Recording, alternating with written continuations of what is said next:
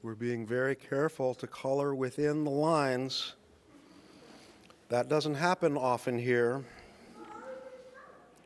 You're supposed to laugh. Come on. Did you hear? Is the microphone working? The mic's not on. We're on now. Let me repeat. We're working very hard to color within the lines. That doesn't happen very often here. Thank you. Bonjour, mes amis. Welcome, everyone, to the First Unitarian Congregation of Ottawa. Whether you are here in Worship Hall or watching from wherever you may be, know that you are welcome among us. I'm the Reverend Eric Meter, this congregation's lead minister, and I'm thrilled to be back with all of you on this last rainy Sunday and day in April. This morning we're joined by our worship associate Susan and our interim music director Kirk, who has graced us already with Bach. I think that was Bach. I'm not that wrong.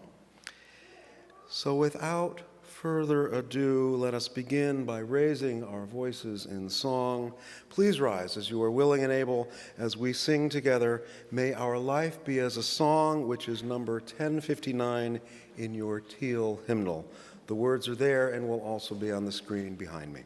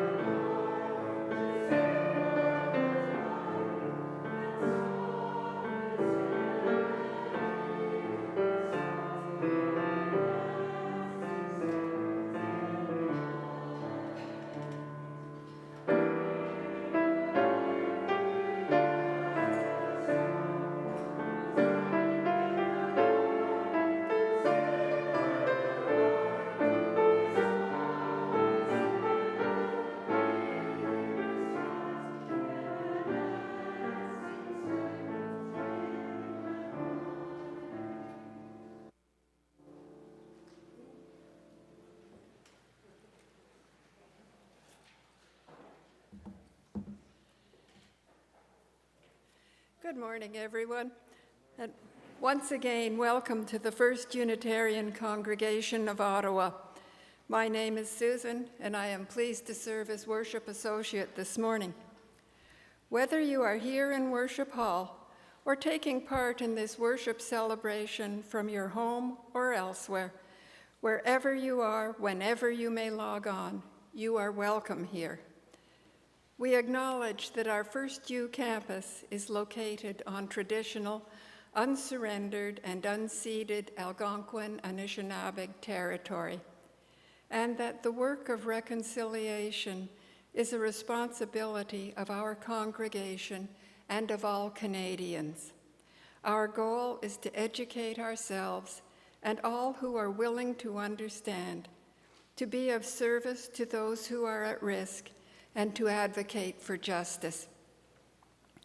This morning, we are going to structure our time of worship and reflection a little differently. Our young ones, or at least one young one, is with us this morning, and we want to spare her some of the announcements meant for us grown-ups. So, let's go right to our chalice lighting, after which Jody will offer a story for everyone. And after that, we'll sing our young one on her way to her special activities for this morning, and then we'll hear an update of what's going on in our community. Reverend Eric, will you please lead us in our chalice lighting?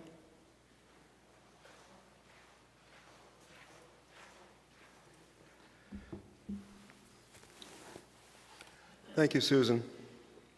To begin our morning's reflection on the importance of everyone's story, we light our chalice to these words of welcome from A. Powell Davies.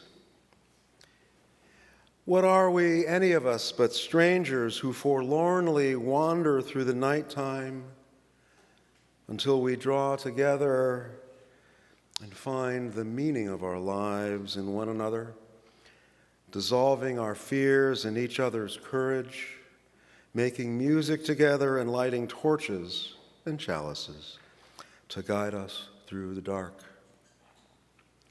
May the light we kindle here together in our time together guide us once again through the dark and into the bright dawn of courage. Our chalice is lit. Come, let us worship together. Jody?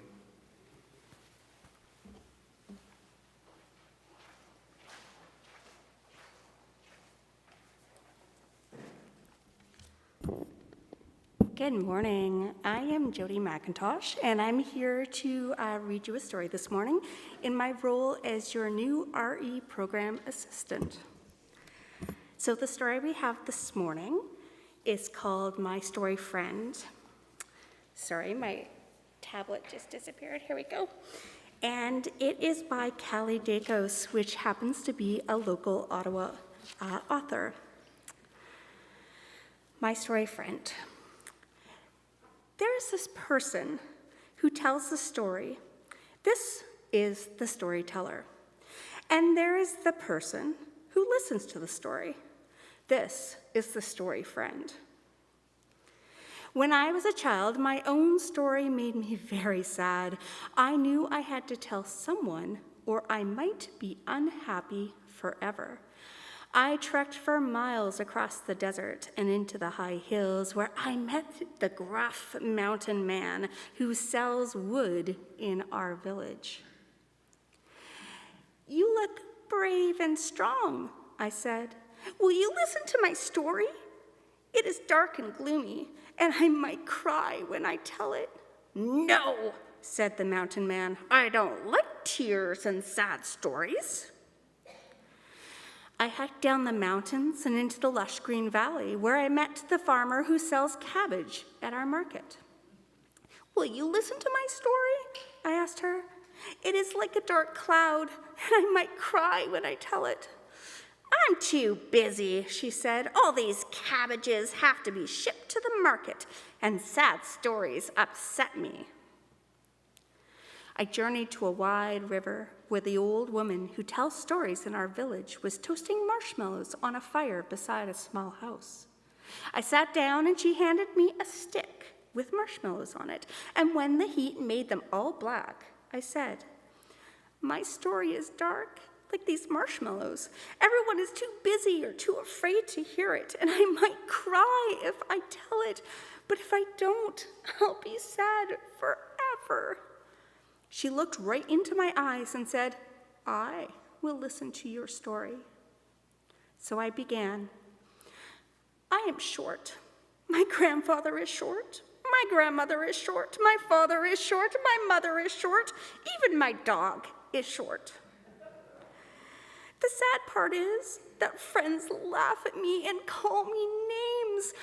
The really sad part is that I don't like my short legs and I don't like my short arms, and that means I don't like me.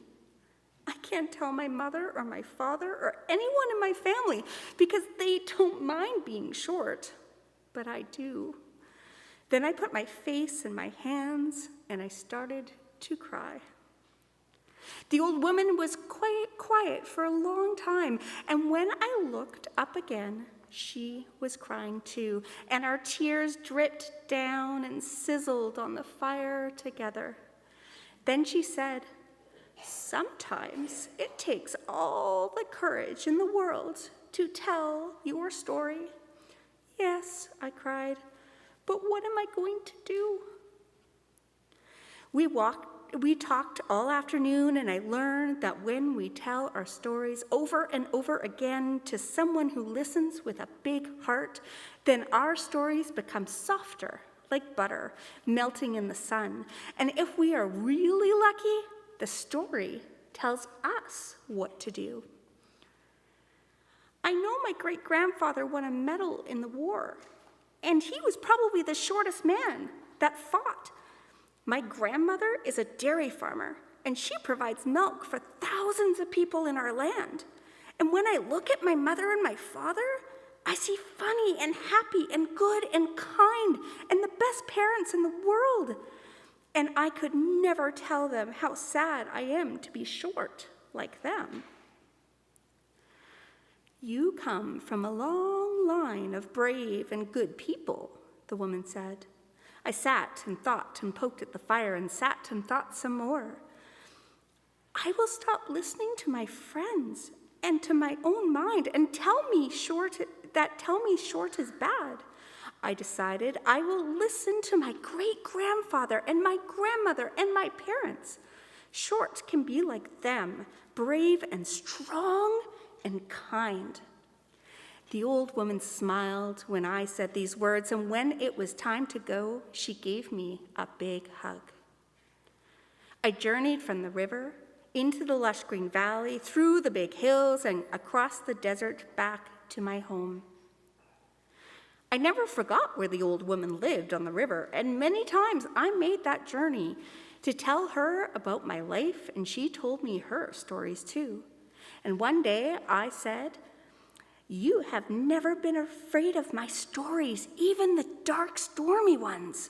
You are my story friend." "We can do many things in this world," she replied, "but listening to each other's stories is the most precious of all." The sad day came when I went to visit the old woman, and she was not there. Someone else was living in her house. I will never forget her, and I will always remember to tell my own stories and to listen carefully when others tell me their stories. We can all be story friends. Thank you.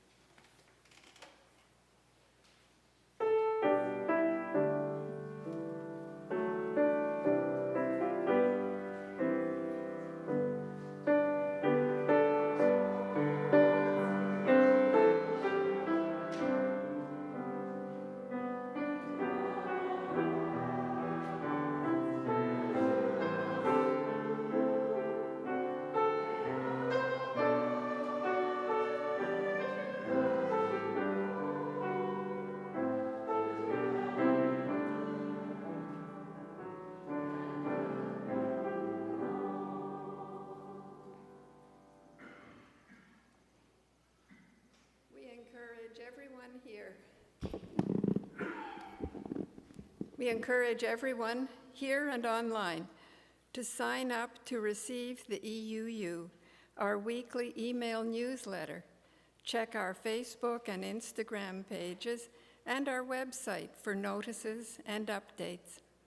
Our calendar continues to be as full as ever, although as global health challenges continue, some of our activities do remain online. And now, here is Carl from our board to highlight today's announcements. Carl?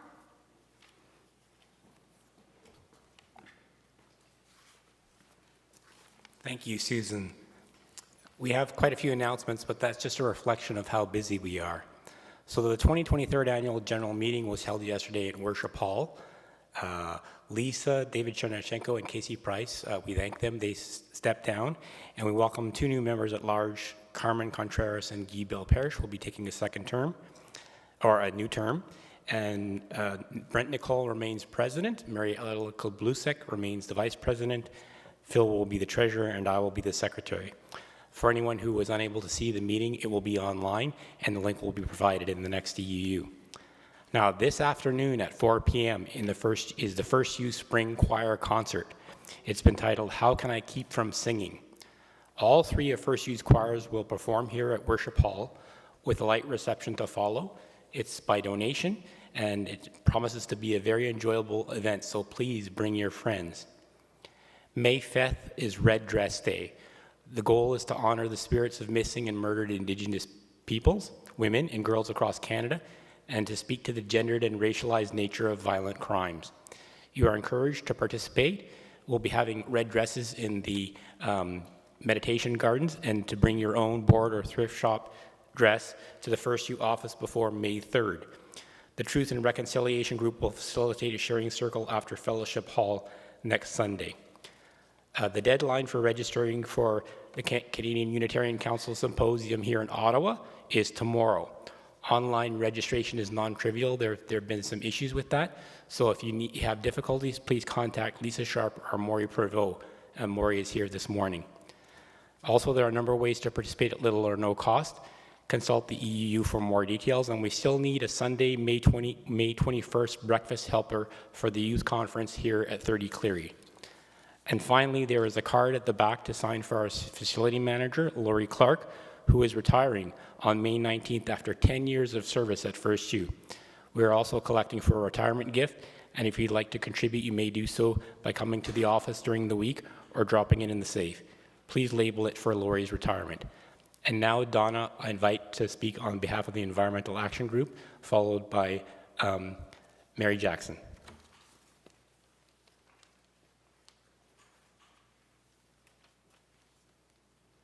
Thanks, Carl. I'm Donna Bowen-Willer. It's the last day of April, and that means that Earth Day and Earth Month are over for another year. We hope you had some participatory thing that you did for Earth Day. The earthday.org's excellent series of global seminars continues to be available and will be for some time. And so does Keoki's Earth Speaks presentation. And the links are on the climate action page.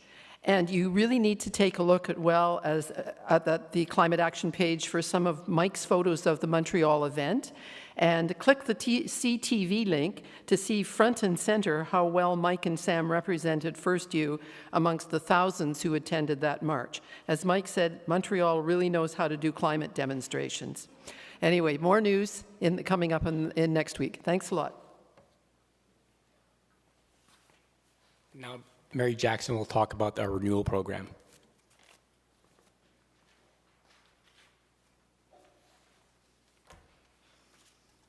Hello, everyone. This is an update from the Renewal Task Force, and you will note my red button hat. Oh, not loud enough? Oh, is that better? So, I want you to set aside the date of May 27th. That evening, there will be a special performance, an old-fashioned evening with a silent film, The Red Balloon, with piano music provided by our own Kirk Adset. Please stand up, Kirk. Thank you. We didn't rehearse this. Thank you to Kirk for doing this benefit to support something old, something new. The fund is now just over $16,000. Now, you know, we've got a long way to go, but that's okay. We're on our way. You can click on the red button in either the EUU or on the website, excuse me, to review all the reasons why you, too, should donate to support something old, something new. And thank you so much for anything you can do.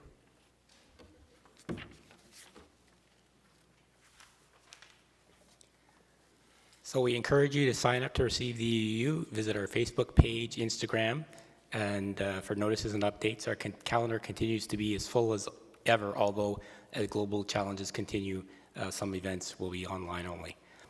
Whatever your heritage, whatever your faith, whomever you love, whatever your past or present, and however you identify, today you are a part of our spiritual community. Welcome.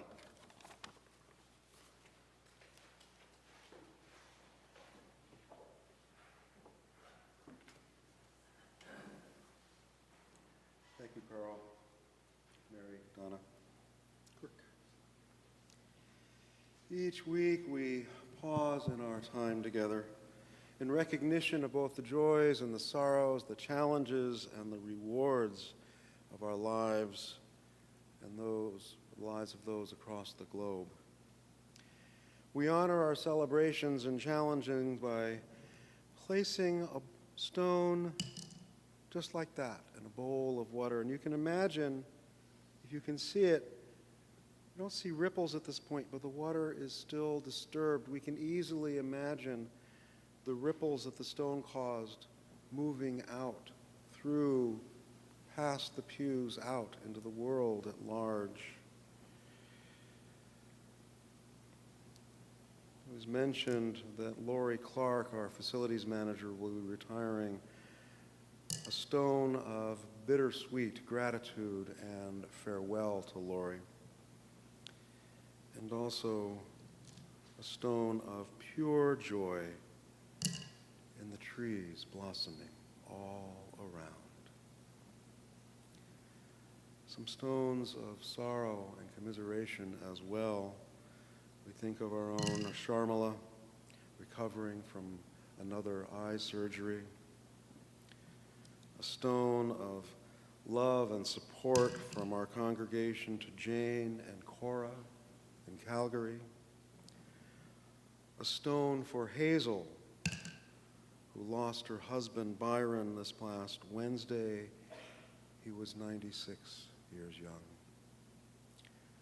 And a stone for Penny, who died on Friday, a release from the pain she had been suffering for far too long.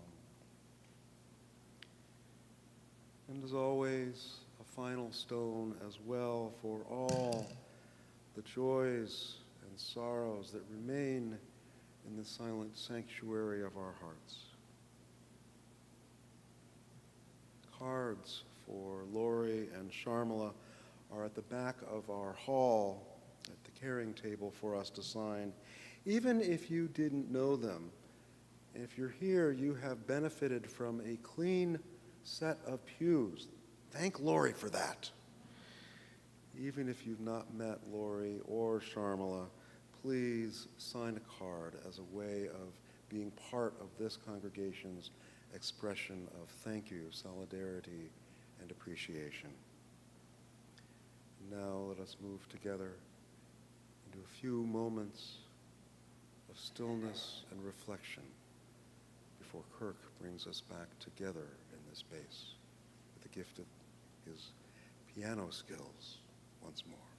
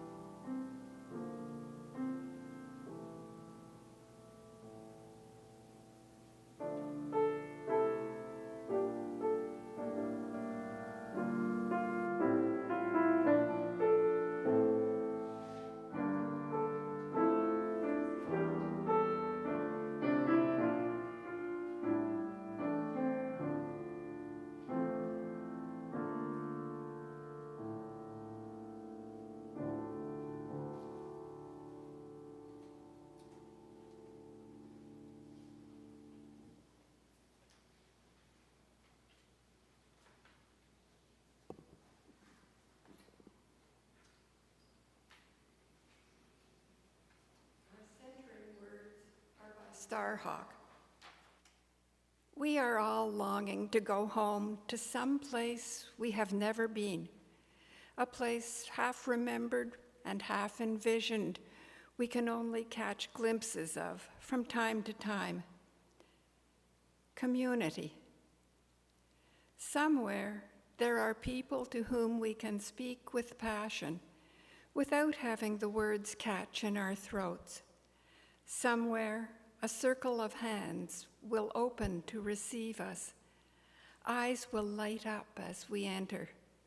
Voices will celebrate with us whenever we come into our own power. Community means strength that joins our strength to do the work that needs to be done. Arms to hold us when we falter. a circle of healing, a circle of friends, someplace we can be free.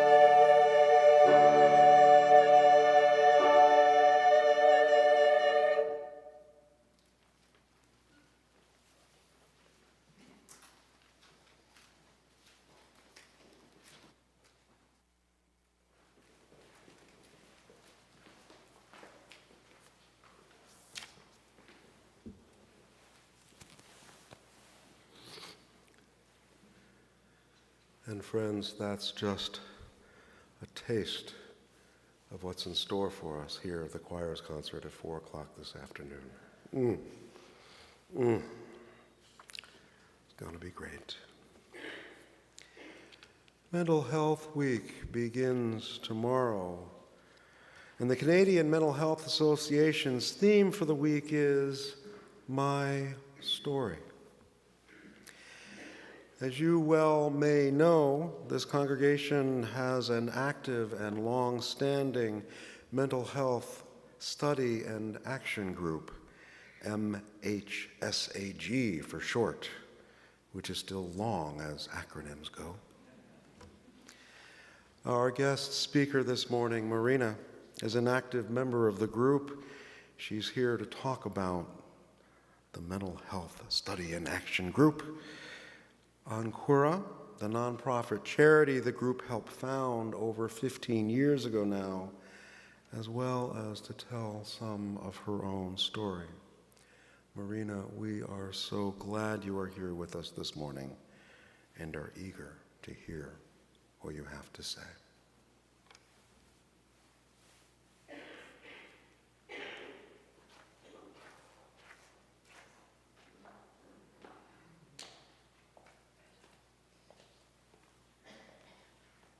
Hello, everybody. My name is Marina, as you just heard.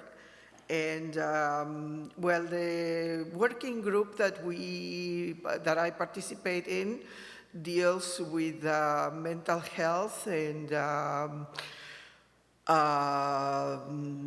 of the group members as well as other people in trying to find ways to ease the burden. I wasn't prepared to say too much about that, but you can log into the website or even join us. We get together every last Sunday of the month, and everybody's welcome.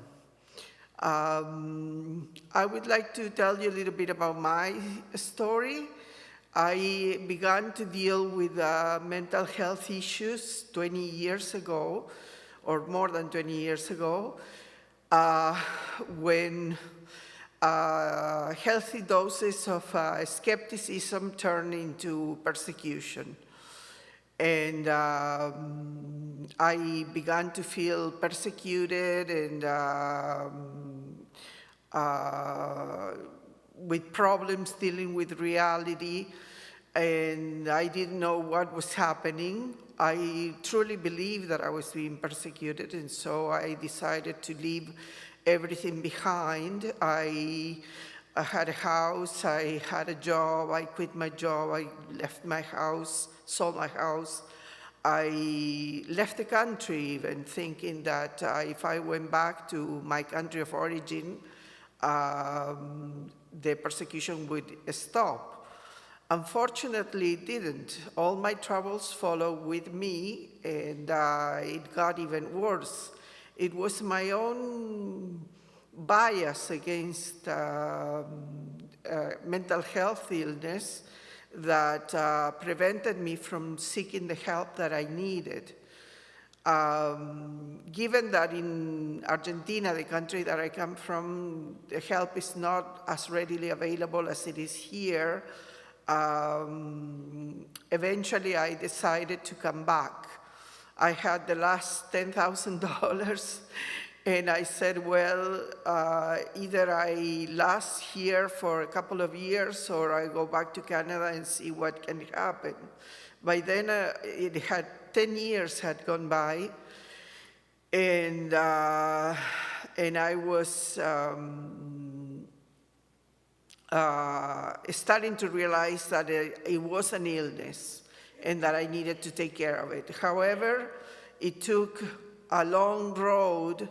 I even ended up losing everything I had out of a rented apartment and ending on the streets for 3 months before I finally was able to accept that help that I needed so badly. This is a road that not just me has gone by, but a lot of people. It's representative of a lot of people with mental health illness. Once I received help, I was put in contact with an organization. It's called Ancora. You might have heard of it already or not. What they do is they provide homes for 3 people with mental health illness to live together, as well as social work, psychological support, and a community of volunteers that perform as friends, basically, that provide a social net so that we don't fall back into feeling alone and desperate. For me, Ancora has been a lifesaver, and as well as the help that I've received from other organizations, but Ancora has been the main, the center of my recovery. What else can I say? Well, I have recovered. I'm in treatment. I was able to go back to university with the help of and support of Ancora because my self-esteem was down low.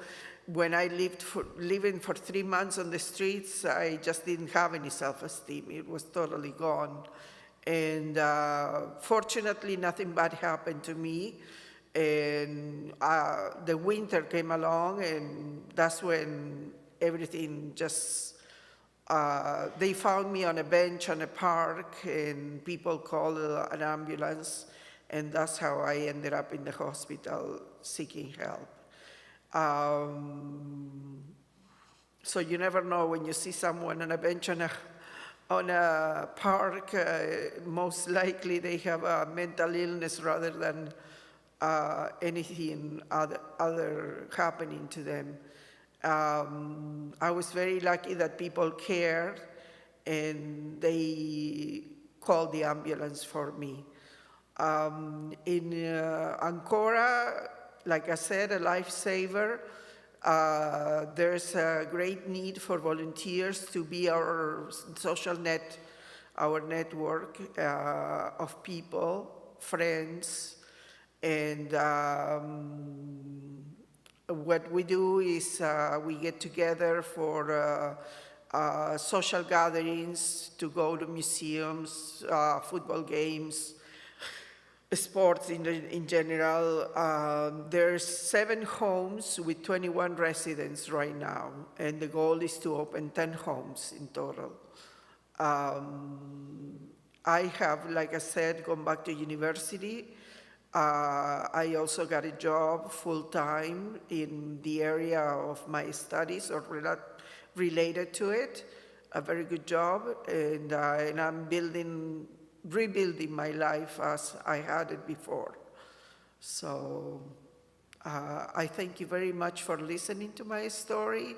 I hope it's inspirational for you, and if you have some time and want to volunteer, we welcome you at Ancora. Thank you very much.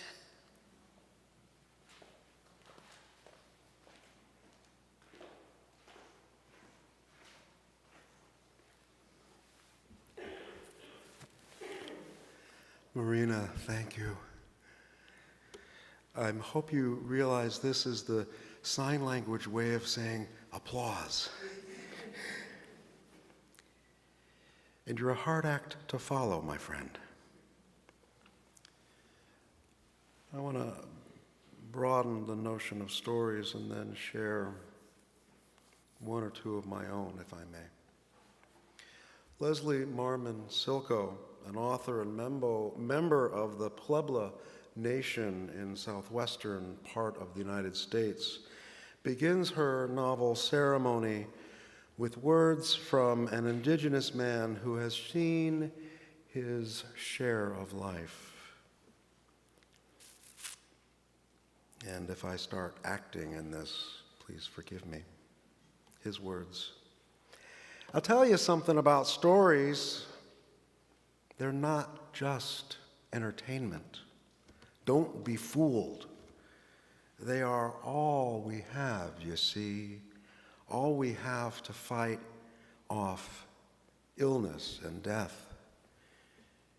You don't have anything if you don't have stories. There, evil is mighty, but it can't stand up to our stories. So they try to destroy the stories, let our stories be confused or forgotten. They would like that. That'd make them happy, because we would be defenseless then. That notion is not unique to Silko. The notion of how much humanity our stories hold and the necessity of our stories against forces that conspire to limit any given people, i.e. us, is wisdom that echoes across the globe and down the ages. Each of us has our own experience with stories, the stories of our lives, how they hold, if not define, who we are, and how they express both our character and our needs. When, after 3 years of marriage, my first wife, Jennifer, told me she had fallen in love with a feisty woman named Melissa, I was crushed. I've mentioned this before, it's no secret. Even as I came to understand that in many ways the end of our marriage had nothing to do with me, I was still crushed. I tried to make a joke of it. Melissa was an opera singer, you see, I'm not making this up, and I tried to explain it away by saying that I just couldn't hit the notes that she could. Not really funny, but thank you for laughing. I remember holding off telling anyone, because if I told anyone my story, it would mean that it was true.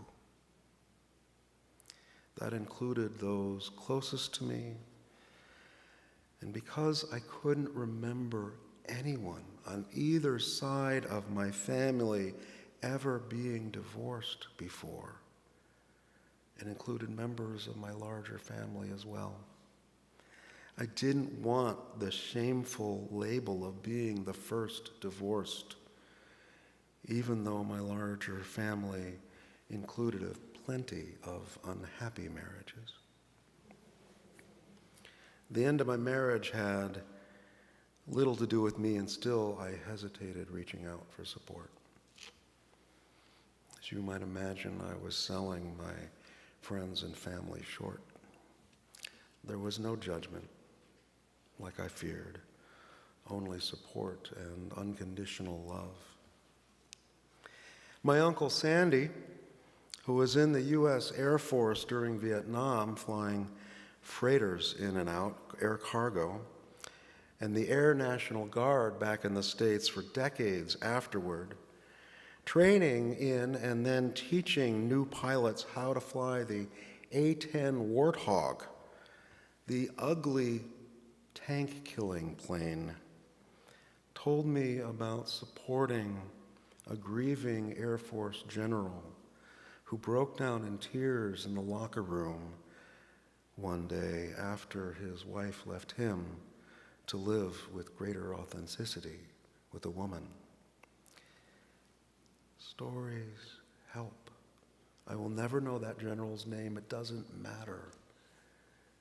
But it helped me hold myself broken and yearning and still whole as a person. It helped. Our stories help one another. I've said before in this space that my family is one that's known suicide, and I've got notes, but the story isn't there.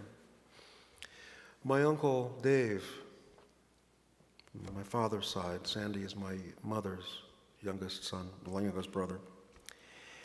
My Uncle Dave took his life after a year of attempts, finally succeeded at the age of 26 when I was 9 years old. The news came in on a Saturday morning. My brother and I were watching cartoons.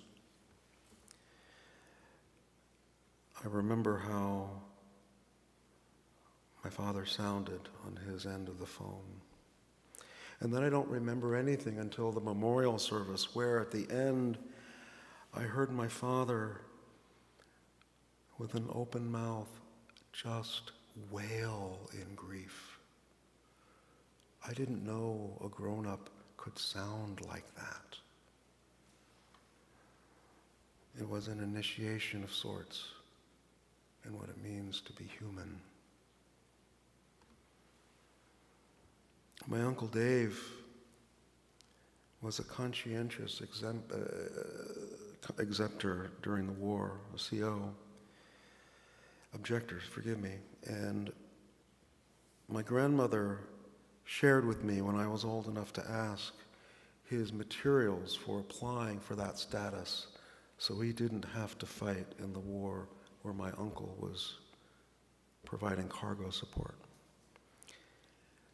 Dave was brilliant, absolutely brilliant. He traveled the Middle East, and he was detained in Syria. Somehow he said something that made the officials think that the only member of our family who was blonde and blue-eyed, might have been an Israeli spy. Why would Israel be stupid enough to have a blonde, blue-eyed spy in Syria in 1969? No idea.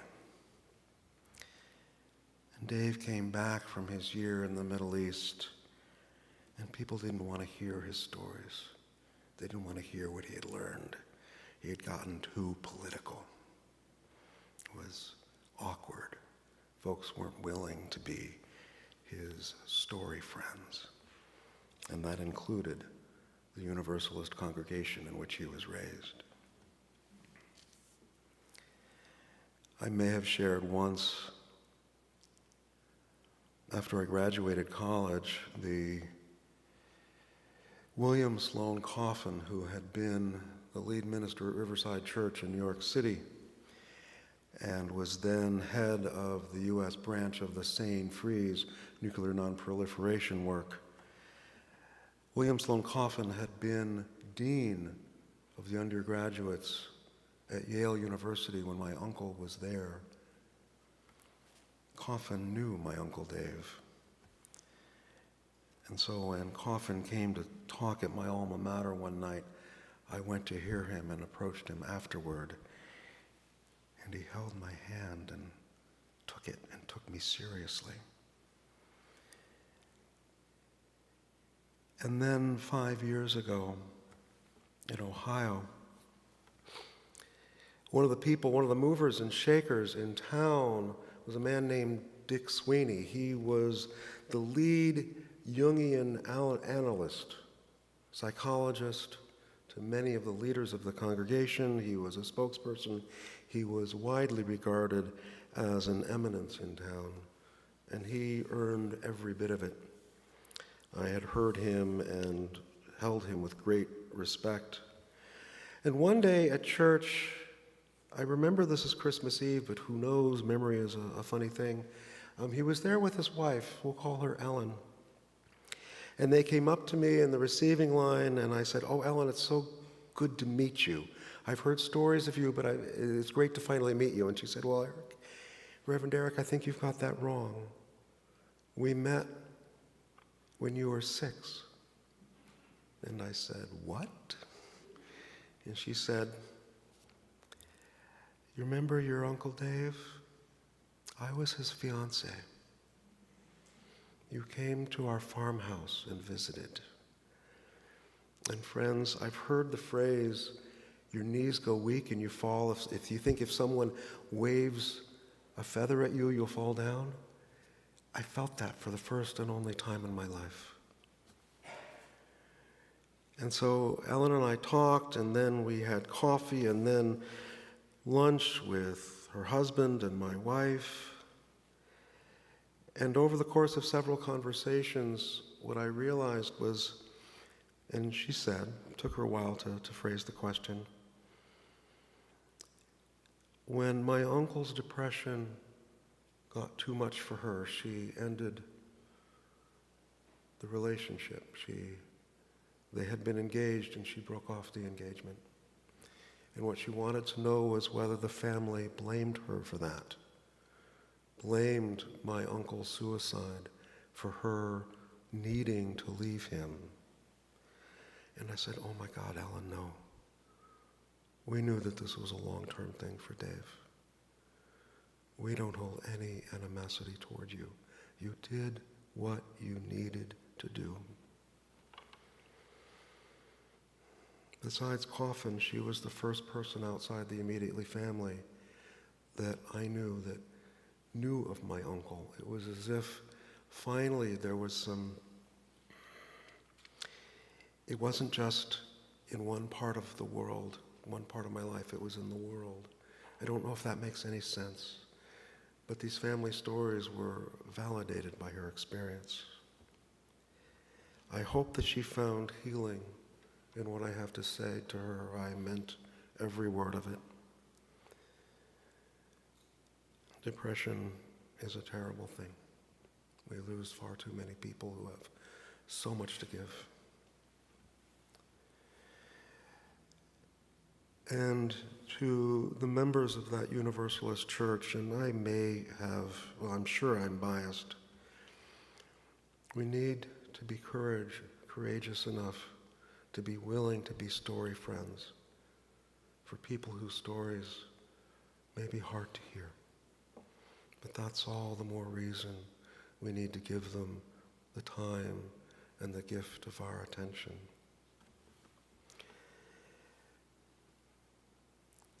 Because I've also lived long enough to realize that, well, each of our stories is, of course, absolutely unique. There's very little new under the sun. Returning to Leslie Marmon's Silko novel, Ceremony, what I shared with you before is very early in the story. This is how she ends the novel. Old Grandma shook her head slowly and closed her eyes, saying, I guess I must be getting old because these going-ons around here don't get me excited anymore. She sighed and laid her head back on the chair. It seems I already heard these stories before. Only thing is, the names sound different. The stories each of us carry and find the courage to tell and listen with care to are inevitably woven into the fabric of the world. And while each of us lives them anew, what each of us adds to the whole are only repeated echoes of what's been added before. So let us practice letting go of our fears. Let us be braver in sharing our stories with others, even if it's just a precious, trusted one, two. In doing so, when we're able to do so, we'll find our world expanded and enriched, and ourselves so much less alone. So may it be, my friends. Amen. Amen.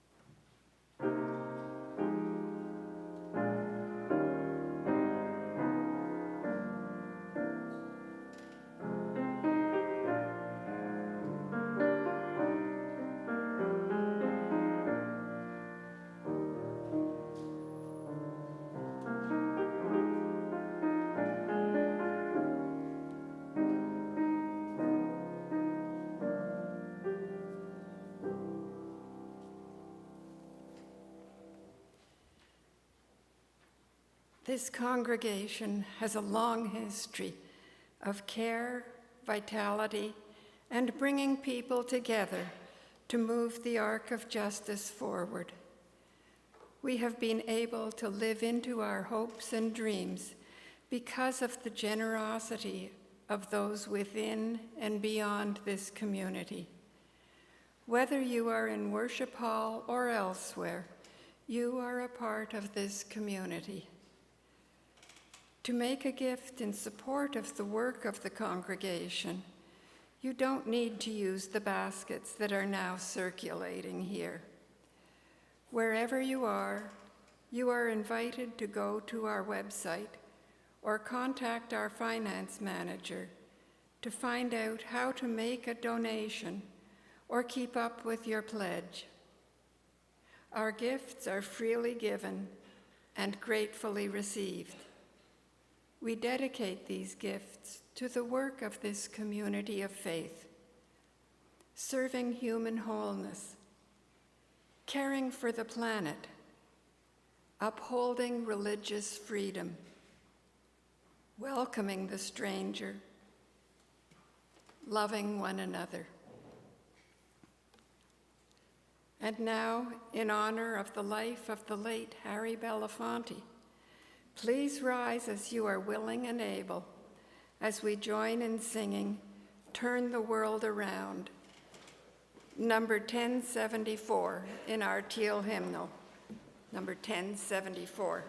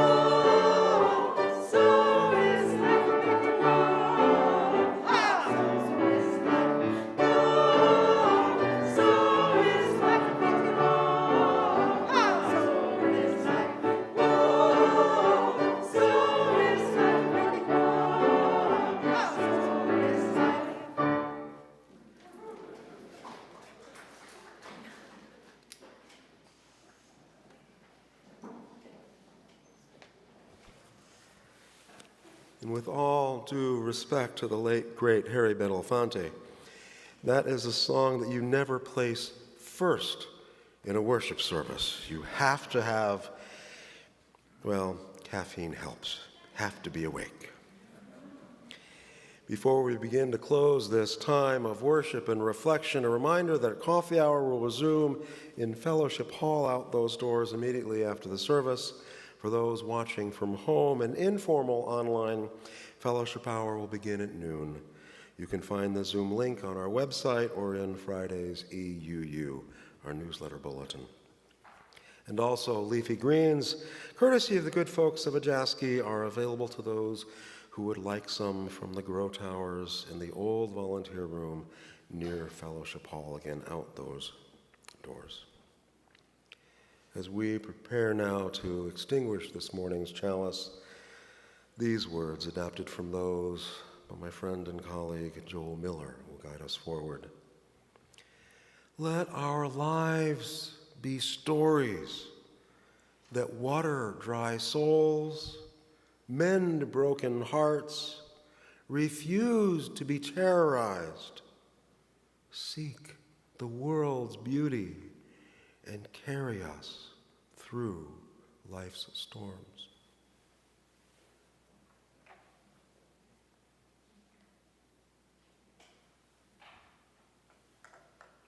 This morning's chalice is extinguished, and the spark of our connections and faith remain.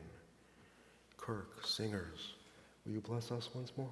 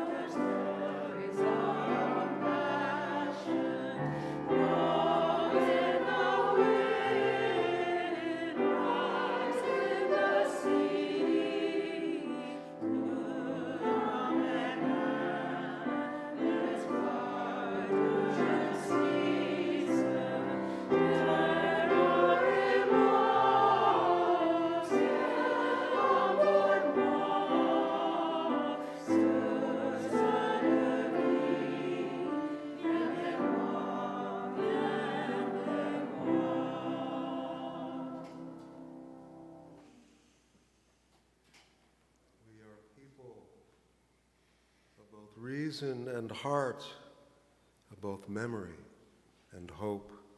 May we also always remain people of love, providing a place in this world for our spirit, a place that can best be called home. And now, as we return to so let us return to the challenge now of helping the world come alive in love. And as we do so, let us go forward with peace, my friends. Go in peace.